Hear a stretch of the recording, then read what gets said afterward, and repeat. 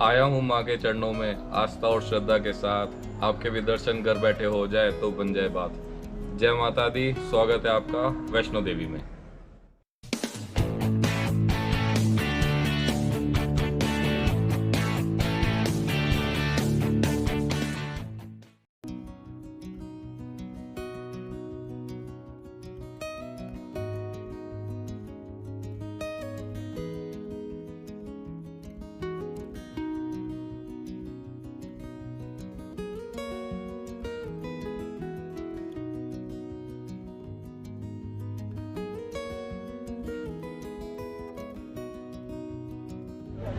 तो अभी फ़िलहाल मैं खड़ा हूँ कटरा के बस स्टैंड पर, और यहाँ तक आने के लिए मैंने अपने होम टाउन से करनाल से ट्रेन ली है। ट्रेन मैंने 3rd AC बुक करी थी, बट हिसाब के लिए हम दिल्ली से इसको कैलकुलेट करेंगे। अगर आप दिल्ली से आ रहे हैं तो आपको 3rd AC के लिए 1200 रुपये पे करने पड़ेंगे, और अगर आप स्लीपर क्लास में आ रहे हैं तो आप 400 रुपये एक्सपेक्ट कर सकते हैं। मैं उतरा था जम्मू में, और जैसे ही आप पठानकोट क्रॉस करेंगे आपके मोबाइल के नेटवर्क चले जाएंगे, और जम्मू रेलवे स्टेशन पे ही आपकी कोविड नेगेटिव की रिपोर्ट चेक की जाएगी। अगर आप रिपोर्ट नहीं लेके आए हैं तो आपका वहीं पे टेस्ट होगा, और साथ साथ ही आपको रिपोर्ट दे दी जाएगी।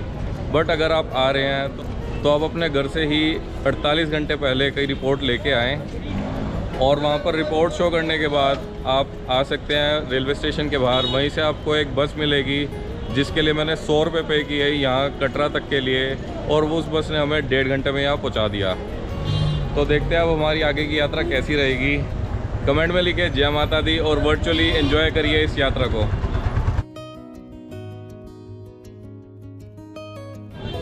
जय माता दी। तो यात्रा हमने शुरू कर दी है।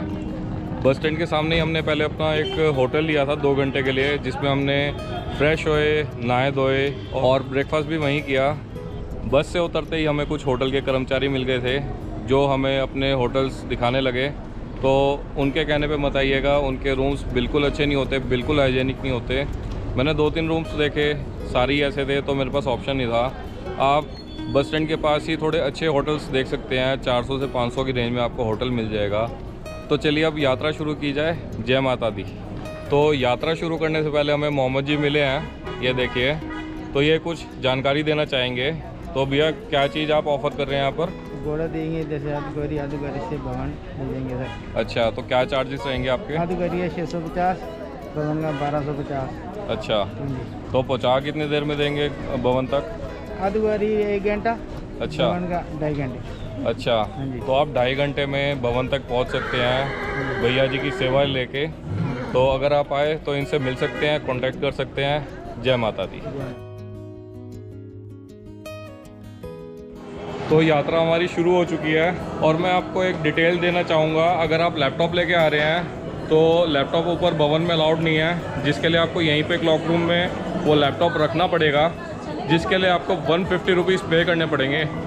तो अगर आप लैपटॉप लेके आ रहे हैं तो आप उसको अपने रूम में ही छोड़ के आइए, या लेके ही ना आइए। बाकी आप क्लॉक रूम में अपना बैग रख सकते हैं, शूज़ रख सकते हैं। सबके अलग अलग चार्ज है। बैग के 50 हैं, थोड़ा बड़ा बैग हो उसके 70 चार्ज हैं। अगर आप टैब लेके आ रहे हैं उसके लिए 100 रुपीज़ पे करने पड़ेंगे आपको। और साथ ही साथ आप अपनी यात्रा पर्ची ऑनलाइन ही लेके आइए, यहाँ पे आपका टाइम नहीं वेस्ट होगा बिल्कुल भी। मैं भी यात्रा पर्ची अपनी ऑनलाइन लेके आया था, और जिससे मेरा बहुत टाइम बचा। चलिए देखते हैं आगे क्या देखने को मिलता है। रास्ते में आपको कई सारी शॉप्स मिलेंगी जहाँ से आप माथे के लिए चुन्नी ले सकते हैं, ये स्टिक ले सकते हैं। सभी कुछ अवेलेबल है यहाँ पर। रास्ते में आपको हर तरीके की, हर चीज़ के लिए शॉप मिलेगी।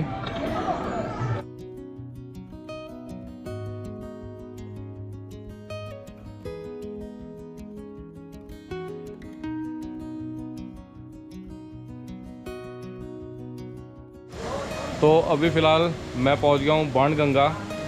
बाणगंगा की स्टोरी मैं बता देता हूँ। जब हनुमान जी को प्यास लगी थी तो माँ वैष्णो देवी ने यहीं बाण चलाकर यहीं गंगा की धारा निकाली थी, और हनुमान जी ने अपनी प्यास बुझाई थी। और इसको बालगंगा भी कहा जाता है, क्योंकि उसके बाद माँ वैष्णो देवी ने यहीं पे अपने केश धोए थे, अपने बाल धोए थे। तो इसको बालगंगा और बाणगंगा दोनों कहा जाता है। यहाँ पर लेडीज़ के नहाने के लिए सेपरेट रूम है, जेंट्स को यहाँ ओपन में ही नहाना पड़ेगा। अगर कोई भी श्रद्धालु बिना नहाए यहाँ तक आया है तो यहाँ पर नहा के आगे की यात्रा शुरू कर सकता है। बाकी चलने के लिए स्टिक ज़रूर लें आप, बाहर से लेंगे तो 10 की मिलेगी आपको, और यात्रा शुरू करने के बाद 20 रुपीज़ पे करने पड़ेंगे आपको इसके लिए। और जगह जगह यहाँ पे शेड्स बने हुए हैं, तो अगर बारिश भी होती है तो कोई समस्या नहीं है, आप शेड के नीचे सेफ़ हैं। बाकी सफाई का खास ध्यान रखें आप भी, यहाँ पे वैसे भी सफाई बार बार होती जा रही है, जगह जगह हमें सफाई करते हुए कर्मचारी यहाँ देखने को मिल रहे हैं। बाकी इसके अलावा बहुत सारी शॉप्स है खाने पीने की, तो आप बीच बीच में ब्रेक लेके कुछ ना कुछ खा के पी के आराम से अपनी यात्रा पूरी कर सकते हैं। तो यात्रा के दौरान हम एक शॉप में रुके हैं लेमन सोडा पीने के लिए, और जिन लोगों ने नोटिस किया है मैं अपने फादर के साथ ये यात्रा कर रहा हूँ, मैं पहले बताना भूल गया। तो चलिए सोडा पी के यात्रा कंटिन्यू करें। रास्ते में आपको हर तरीके की मेडिकल सुविधा मिलेगी, आप मेरे पीछे बोर्ड देख सकते हैं।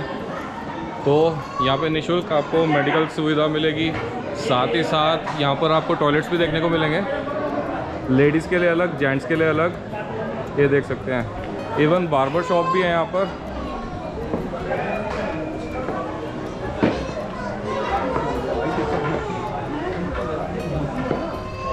यहाँ पर कुछ आर्मी मैन्स बैठे हैं।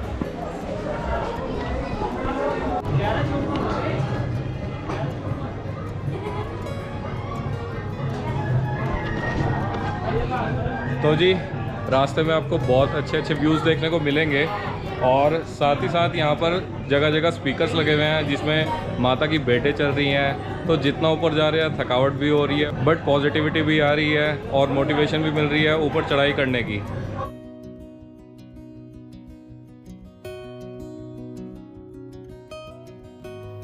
तो अब हम आ गए हैं चरण पादुका मंदिर। कहा जाता है यहाँ से माँ वैष्णो देवी ने पीछे मुड़ के भैरवनाथ को देखा था, और देखते ही वो लुप्त हो गई थी, और तभी यहाँ पे माता के चरणों के निशान बन गए।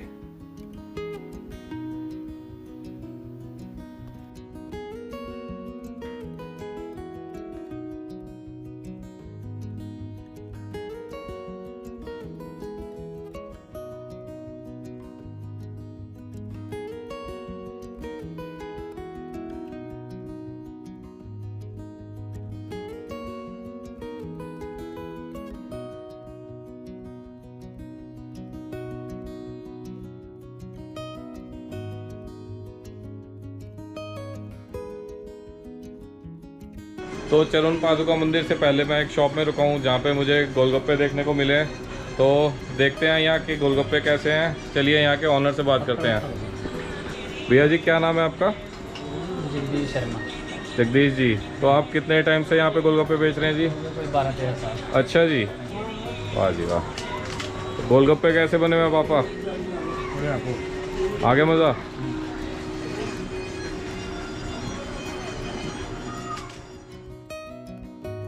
अर्धकुंवारी पहुंचने से जस्ट पहले सागर रत्ना आएगा, जहां हमने एक मसाला डोसा और एक प्लेट इडली सांभर लिया।